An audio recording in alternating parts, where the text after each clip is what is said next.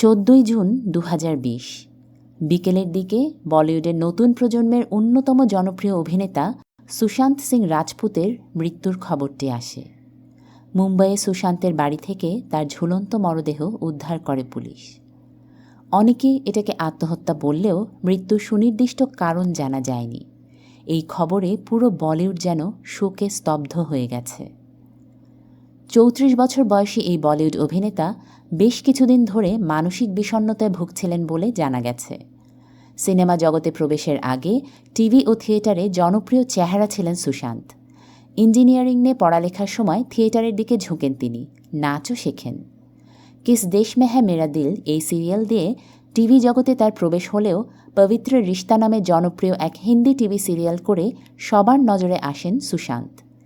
এরপর reality show যারা নাচকে দিখা ও ঝলক দিখলা যাতেও অংশ নেন তিনি। 2013 সালে কাইপো চে দিয়ে সিনেমার ক্যারিয়ার শুরু হয় সুশান্তের। এরপর তার ক্যারিয়ার যাত্রা ভালোই চলতে থাকে।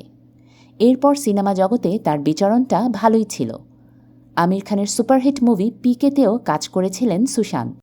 তবে তিনি সবার নজরে এসেছেন MS Dhoni the untold story biopic সিনেমায় মুখ্য চরিত্রে অভিনয়ের মাধ্যমে। এছাড়া শুদ্ধ দেশি রোমান্স, কেদারনাথ, সনসিরিয়া সহ কয়েকটি সিনেমায় তার অভিনয় বেশ প্রশংসিত হয়েছে।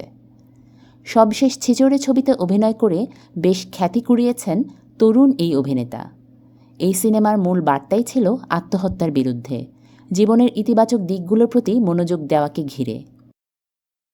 তবে সুশান্ত ক্যারিয়ারে যে সফলতা পেয়েছেন তেমনটা তার প্রেমের সম্পর্কে ছিল না। ক্যারিয়ারের প্রথম দিকে পবিত্র রিশতা সিরিয়ালের সহ অভিনেতা অঙ্কিতা লোখান্ডের সঙ্গে তার প্রেমের সম্পর্ক গড়ে ওঠে। পরে দুজনের মধ্যে বিচ্ছেদের খবরও পাওয়া যায়।